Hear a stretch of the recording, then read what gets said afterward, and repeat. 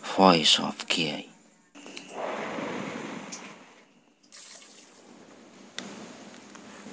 Assalamualaikum warahmatullahi wabarakatuh. Saudara-saudara hadirin rahimakumullah. Puji serta syukur kepada Allah Subhanahu wa ta'ala. Salawat serta salam semoga tercurah kepada baginda Rasulullah sallallahu alaihi wasallam. Semoga kita semua selalu mendapat bimbingan Allah dan kelak mendapat syafaatnya. Amin ya rabbal alamin. Di dalam surah An-Nahl ayat 90 yang sering dibaca oleh khatib, Innallaha ya'muru bil adli wal ihsani wa ita'idil qurba wa yanha 'anil fahsya'i wal munkari wal baghi ya'idzukum la'allakum tadhakkarun. Sesungguhnya Allah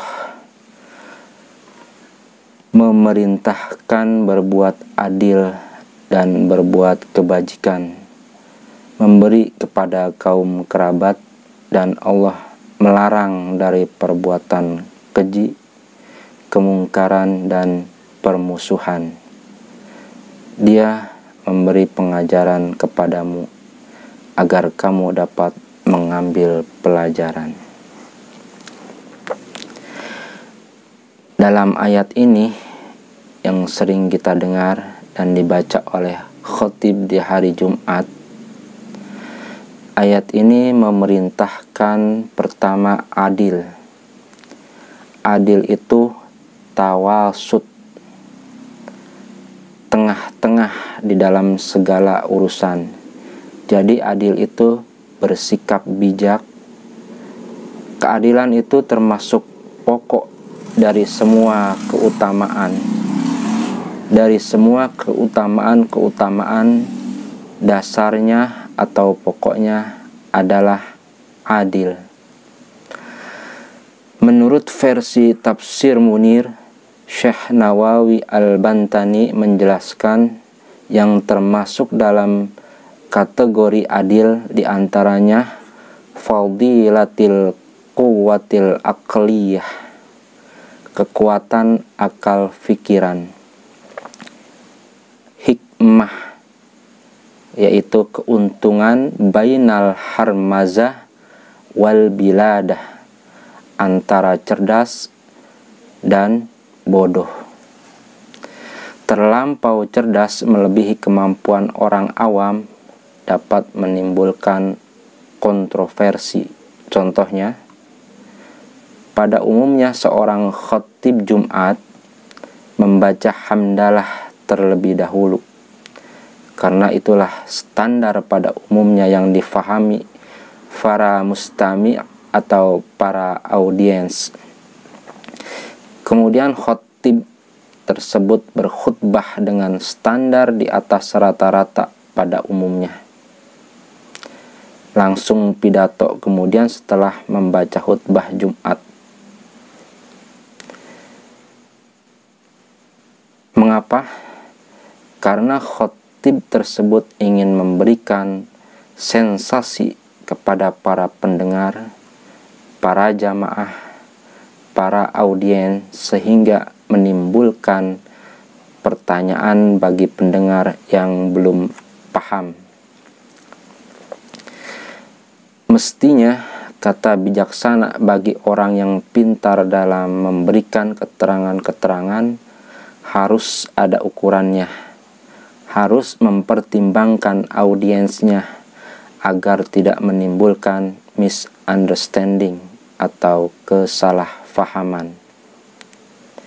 Jadi antara kecerdasan dengan kebodohan mesti terukur, diambil sikap tengah-tengahnya. Itulah yang dimaksud bil adli dalam ayat tersebut, yaitu mutawasitoh bainal harmazah wal biladah. Jadi khatibun nas ala qadri uqulihim, berbicaralah dengan manusia itu dengan sesuai dengan tingkatan akal mereka. Kemudian ada lagi kekuatan syahwiyah al-bahimiyah, yaitu syahwat binatang. Sikap adilnya itu harus iffah, bagaimana kita meredam bahkan memadamkan syahwat kebinatangan sehingga menjadi terpelihara, karena di dalam diri kita ada sifat tersebut. Jadi ada hikmah, ada iffah. Kemudian ada lagi kekuatan emosional, ghadbiyatus sab'iyah, yaitu emosi, kemarahan seperti binatang buas. Sikap yang bijaksana adalah syaja'ah. Emosi yang berlebihan harus diantisipasi dengan adil oleh sikap syaja'ah. Syaja'ah artinya pemberani, mutawasitoh bainat tuhur wal jubni, antara terlalu berani dan pengecut. Terlalu berani tidak bagus, apalagi pengecut. Jadi harus adil dalam menyikapinya. Dengan syaja'ah, pemberani, itulah adil namanya. Jadi di mana kita harus takut, pada saat apa kita harus berani, dilihat dari situasi dan kondisinya. Kemudian yang termasuk kategori adil itu hukmul i'tiqadiyah, hukum keyakinan. Adilnya adalah tauhid. Jadi orang bertauhid itu adil, karena adil berada di tengah-tengah bainat ta'til wat tasyrik, di antara terlalu bertuhan dan tidak bertuhan. Kelebihan bertuhan itu musyrik, dan tidak bertuhan ateis. Dan kita berada di tengah-tengah, yaitu bertauhid kepada Tuhan yang esa, Allah Subhanahu wa ta'ala. Itulah adil dalam keyakinan. Saudara-saudara hadirin rahimakumullah, pada intinya kita manusia diciptakan oleh Allah, khususnya umat Nabi Muhammad sallallahu alaihi wasallam itu dijadikan ummatan wasato, umat yang tengah-tengah, agar menjauhi dua sisi bainal ifrat wat tafrid, berlebih-lebihan dan meremehkan. Jadi kita harus bersikap tengah-tengah dalam segala hal, seperti firman Allah di dalam surah Toha, ma anzalna 'alaikal qur'ana litashqa. Toha, kami tidak menurunkan Al-Quran ini kepadamu, wahai Muhammad, tidak untuk memberatkanmu. Dan ada lagi masalah siksaan kaum yang menganggap remeh dan kebablasan, seperti firman Allah, afa hasibtum annama khalaqnakum abasa, apakah kamu mengira aku ciptakan kalian itu tidak ada artinya? Maka dari itu gunakan fasilitas dari Allah dengan seadil-adilnya. Kemudian selain adil, Allah perintahkan ihsan, melakukan kebaikan, berbuat taat kepada Allah dengan melakukan ibadah wajib dan melakukan nilai tambah yang dinamakan ibadah sunnah. Itulah ihsan namanya. Jadi ihsan itu adalah lebih daripada kata adil. Adil melakukan yang wajib, ihsan menghiasi yang wajib, yaitu seperti qobliyah dan ba'diyah. Jadi ihsan itu adalah nilai tambah dari adil. Kemudian wa ita idil kurba, memberikan kerabat-kerabat yang terdekat apa yang mereka butuhkan. Kata Rasulullah, secepat-cepatnya taat, pahalanya adalah silaturahmi. Jadi silaturahmi termasuk ita izil kurba. Makanya kita luangkan waktu untuk persaudaraan. Bahkan kita menambah persaudaraan. Anjang sanak atau temu kangen, rajin berkunjung ke rumah sahabat-sahabat kita untuk lebih mengakrabkan lagi persaudaraan kita. Itulah sebenarnya yang lebih cepat pahalanya. Saudara hadirin rahimakumullah, itulah 3 perkara yang diperintahkan, dan ada pula 3 perkara yang dilarang oleh Allah Subhanahu wa ta'ala di dalam Al-Quran surah An-Nahl ayat 90 tersebut.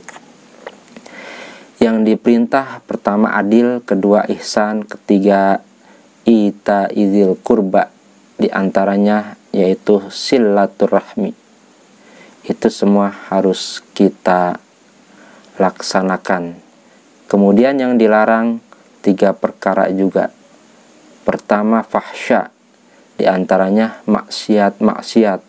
Kedua munkar, melakukan sesuatu kesalahan yang tidak diketahui di dalam syariat. Tanya dulu halal atau haram, boleh atau tidak, kita ketahui terlebih dahulu. Jangan sudah kita kerjakan baru kita tanya. Itu termasuk dalam kategori munkar, melakukan sesuatu kesalahan yang tidak diketahui di dalam syariat. Dan yang ketiga, bagi atau bawa orang yang ingin diangkat-angkat. Itulah 3 perintah dan 3 larangan yang terkandung di dalam surah An-Nahl ayat 90 yang sering kita dengar oleh para khotib setiap Jumat. Kemudian ya'idzukum la'allakum tadzakkarun. Pelajari perintah yang 3 ini, adil, ihsan, silaturahmi. Kemudian jauhi yang dilarang, fahsya, munkar, dan bagi, agar kalian mengambil pelajaran. 3 perkara ini dijalankan dan ditinggalkan, insya Allah hidup kita sukses di dunia dan akhirat. Demikianlah, semoga informasi ini bermanfaat.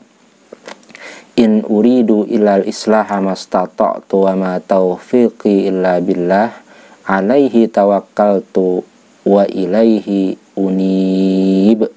Allahul muwafiq ila aqwamit thoriq. Wassalamualaikum warahmatullahi wabarakatuh.